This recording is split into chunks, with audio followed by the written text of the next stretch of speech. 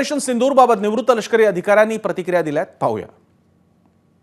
महाराष्ट्रातली देशातील नागरिकांची सुरक्षा करण्यासाठी आपण माजी सैनिकांसह आमची सगळी जी फळी आहे, वेळ पडली तर आम्ही युद्धजन्य परिस्थितीमध्ये सेकंड लाईन आणि फर्स्ट फोर्समध्ये पण त्यांच्या फळीबरोबर काम करण्यासाठी सज्ज आहोत। कारण आमच्या सैनिकांमध्ये एवढा तजुर्बा आणि एवढी मेहनत आणि एवढी काम करण्याची क्षमता आहे की आजसुद्धा आम्ही पाकिस्तानला 4 वेळा मुंडीचित करण्याची ताकद आमच्या सैनिकांमध्ये आहे। मी पण 1971च्या लढाईमध्ये हिंदुस्थान आणि पाकिस्तान याच्या विरुद्ध मी अनुभवलेला आहे।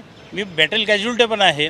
पूंछ सेक्टरमध्ये मी स्वतः लढाईला लढलेला व्यक्ती आहे आणि अशा प्रकारचे जे बरेच या ठिकाणी अनुभवी लोक आहेत, या अनुभवी लोकांचा या ठिकाणी आमचा उपयोग करून घ्यावा असा मी कलेक्टर साहेबांना एक निवेदन देत आहे आणि त्यांनी माझ्या सैनिकांचा पूर्णपणे वापर करावा हीच विनंती असेल। माजी सैनिक किंवा सैनिक जर समजा युद्धजन्य परिस्थिती झाली तर आम्ही सर्व येणाऱ्या संकटांना तोंड देण्यासाठी सज्ज आहोत।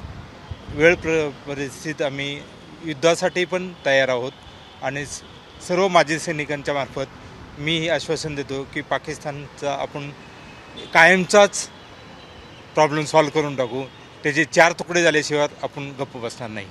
आजपासून जे ऑपरेशन सिंदूर चालू झालेलं आहे ते खूप अभिमानजनक आणि आक्रमक रित्या चालू झालेलं आहे। त्यासाठी आम्ही सर्व माजी सैनिक आणि भारताच्या नागरिकाच्या तर्फे मी मोदी साहेबांना धन्यवाद देऊ इच्छितो आणि हे ऑपरेशन आम्ही सक्सेसफुल करून दाखवू आणि पाकिस्तानचे 4 तुकडे करून नेस्तनाबूत करून त्याचा जो नकाशा आहे तो आम्ही मिटवून टाकू, एवढा आम्ही छातीठोकपणे सांगतो। अभी तो ये एक झांकी है।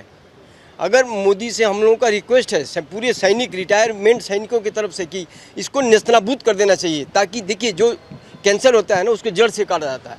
तो इस चीज़ को मिटाने के लिए केवल इससे काम नहीं चलेगा, इसको और ये तो अभी कैंपों पे किया है आतंकवादियों के, इनको ये मुनीर को लाना चाहिए।